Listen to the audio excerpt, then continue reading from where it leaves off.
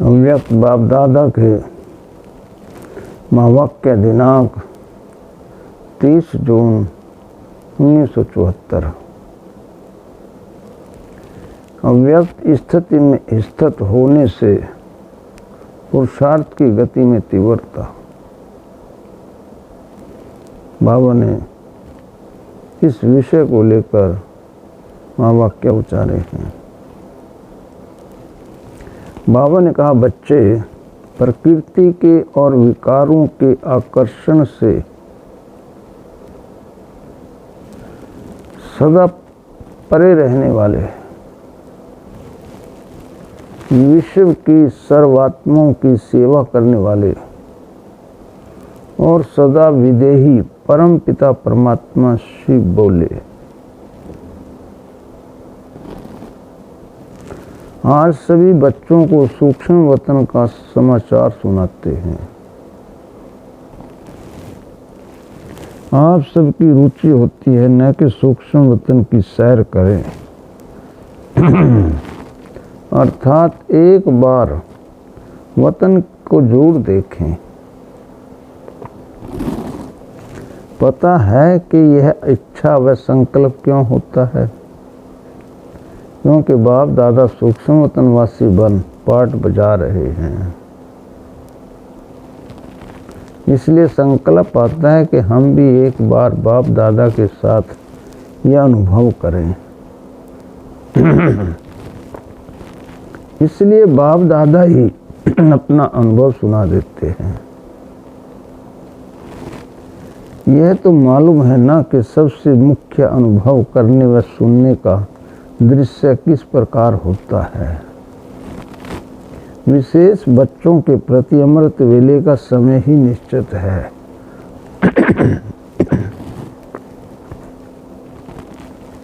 फिर तो विश्व की अन्य आत्माओं के प्रति यथाशक्ति भावना का फल व कोई भी रजो प्रधान कर्म अल्पकाल के लिए जिन आत्माओं द्वारा होते रहते हैं, उनको भी उनके कर्म के अनुसार अल्पकाल के लिए फल देने के प्रति साथ साथ सच्चे भक्तों की पुकार सुनने और भक्तों की भिन्न भिन्न प्रकार की भावना के अनुसार साक्षात्कार कराने और अब तक भी चारों ओर कल्प पहले वाले छुपे हुए ब्राह्मण आत्माओं को संदेश पहुंचाने के लिए बच्चों को नियमित बनाने के कार्य में पुरानी दुनिया को समाप्त कराने अर्थात नियमित बने हुए वैज्ञानिकों की देख रेख करने, ज्ञानी तो आत्मा स्नेही व सहयोगी बच्चों को सारे दिन के अंदर ईश्वरीय सेवा का कार्य करने व माया जीत बनने में हिम्मत बच्चे मदद बाप के नियम के अनुसार उनको भी मदद देने के कर्तव्य में ड्रामानुसार नियमित बने हैं। अब समझा कि बाप सारे दिन में क्या करते हैं। साकार बाप भी अब अव्यक्त होने के कारण क्विक स्पीड में निराकार बाप के साथी व सहयोगी सदा काल के लिए बनने का पाठ बजा सकते हैं।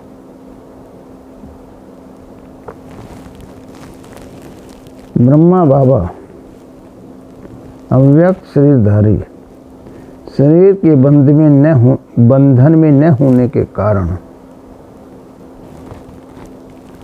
जैसे अब क्विक स्पीड में बाप समान साथी बने हैं, वैसे व्यक्त में साथी नहीं बन सकते थे। क्यों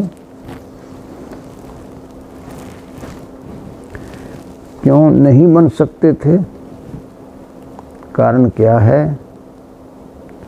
जो व्यक्त और अव्यक्त रूप में अंतर पड़ जाता है कि व्यक्त शरीर में फिर भी व्यक्त शरीर के प्रति समय देना पड़ता है और कभी कभी कर्म भोग के प्रति भी अपने निमित्त सर्व शक्तियों को यूज करना पड़ता है। तो व्यक्त शरीर में समय के प्रति, बच्चों के प्रति और विश्व के प्रति, इन तीनों में ही समय देना पड़ता है। और व्यक्त शरीरधारी होने के कारण व्यक्त साधनों के आधार पर सर्विस करनी पड़ती है। लेकिन अव्यक्त रूप में समय के प्रति भी साधनों का आधार नहीं लेना पड़ता। इस प्रकार एक तो संपूर्ण होने के नाते संपूर्णता की तीव्र गति है, दूसरा समय पर समय व शक्तियां यूज न करने के कारण सेवा में भी तीव्र गति है, तीसरा विनाशी साधनों का आधार न होने के कारण संकल्प की गति भी तीव्र है। संकल्पों द्वारा कहीं भी पहुंचने और विनाशी सिर द्वारा कहाँ पहुंचने में समय और शक्ति का कितना अंतर पड़ जाता है। ऐसे ही व्यक्त और अव्यक्त की गति में भी अंतर है। साइंस वाले समय को और अपनी एनर्जी और मेहनत को, साधनों के विस्तार को सूक्ष्म और शॉर्ट कर रहे हैं। कम से कम 1 सेकंड तक पहुंचने का तीव्र पुरुषार्थ कर रहे हैं और सफलता को पा रहे हैं। जैसे विनाश के अर्थ निमित्त बनी हुई आत्माओं की गति सूक्ष्म और तीव्र होती जा रही है, तो ऐसे ही स्थापना के अर्थ निमित्त बनी हुई आत्माओं की स्थिति और गति भी सूक्ष्म और तीव्र होनी चाहिए। तभी तो दोनों कार्य संपन्न होंगे। तो अब व्यक्त शरीर में और अव्यक्त शरीर में अंतर समझा। अव्यक्त होना ड्रामानुसार किस सेवा के निमित्त बना हुआ है, क्या इस रहस्य को समझा? ब्रह्मा का पाठ स्थापना के कार्य में अंत तक नूंदा हुआ है। जब तक स्थापना का कार्य संपन्न नहीं हुआ है, तब तक निमित्त बनी हुई आत्मा का अर्थात ब्रह्मा का पाठ भी समाप्त नहीं होना है। वह तब तक दूसरा पाठ नहीं बजा सकते। जगत पिता के नए जगत की रचना संपन्न करने का पाठ ड्रामा में नूंदा हुआ है। मनुष्य सृष्टि की सर्व वंशावली रचने का सिर्फ ब्रह्मा के लिए ही गायन है। ग्रेट ग्रेट ग्रैंडफादर इसलिए गाया हुआ है, सिर्फ स्थिति, स्थान और गति अर्थात स्पीड का परिवर्तन हुआ है, लेकिन पाठ ब्रह्मा का अभी तक वही है।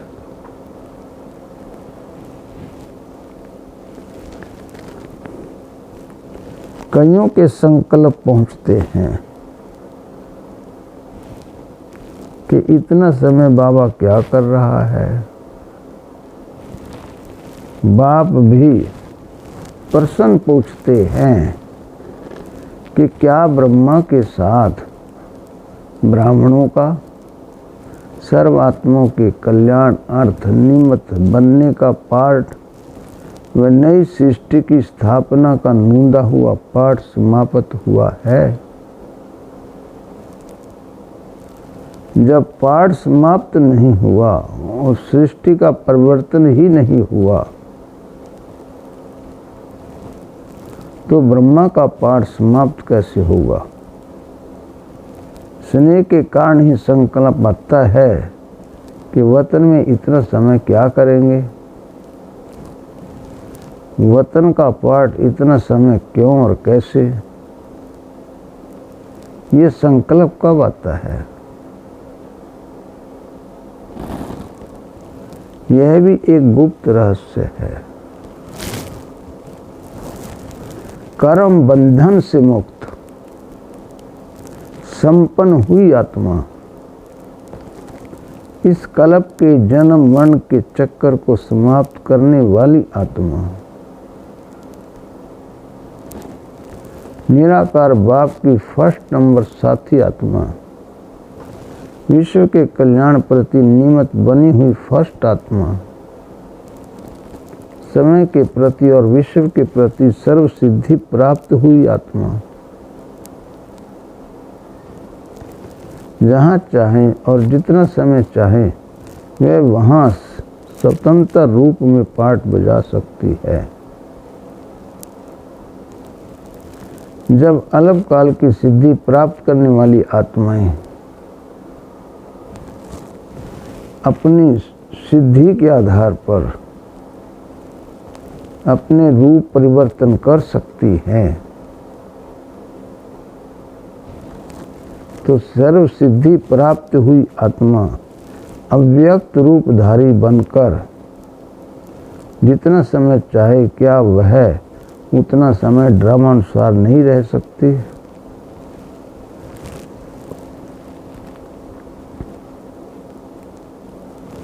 आत्मा को निराकारी व अव्यक्त स्टेज से व्यक्त में लाने का कारण क्या होता है?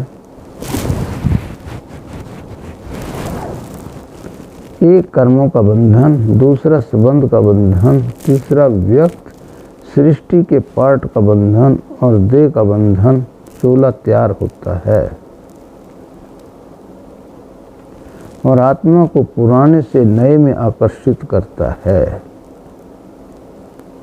तो इन सब के बंधनों को सोचो।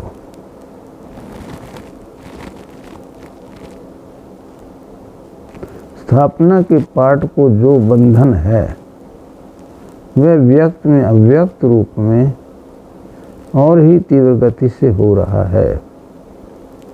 इस कल्प के अंदर अब अन्य देह के आकर्षण का बंधन नहीं, देहधारी बन कर्म बंधनों में आने का बंधन समाप्त कर लिया। जब सर्व बंधनों से मुक्त आत्मा बन गई तो यह व्यक्त देह व व्यक्त देश आत्मा को खींच नहीं सकते। जैसे साइंस द्वारा भी स्पेस में चले जाते हैं और धरनी के आकर्षण से परे हो जाते हैं, तो धरनी उनको खींच नहीं सकती। ऐसे ही जब तक नए कल्प में नए जन्म और नई दुनिया में पाठ बजाने का समय नहीं आया है, तब तक यह आत्मा स्वतंत्र है और वह व्यक्त बंधनों से मुक्त है। समझा? इसलिए अब भिन्न भिन्न प्रकार के संकल्प नहीं करना। ब्राह्मण बच्चों के साथ जो बाप का वायदा है कि साथ चलेंगे, साथ मरेंगे और साथ जिएंगे, अर्थात पाठ समाप्त करेंगे। ब्रह्मा बाप ने बच्चों के साथ जो कॉन्ट्रैक्ट विषय परिवर्तन का उठाया है वह आधे में छोड़ सकते हैं क्या? स्थापना के कार्य में निमित्त बनी हुई नींव बीज से निकल सकती है क्या?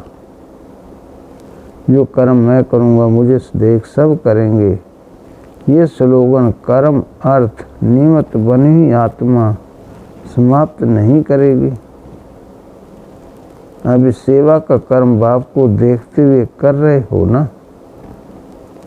कर्म करके दिखाने के निमित्त बनी हुई आत्मा अंत तक साथी और सहयोगी अवश्य बनती है। अच्छा, ये हुआ संकल्प का रेस्पॉन्स।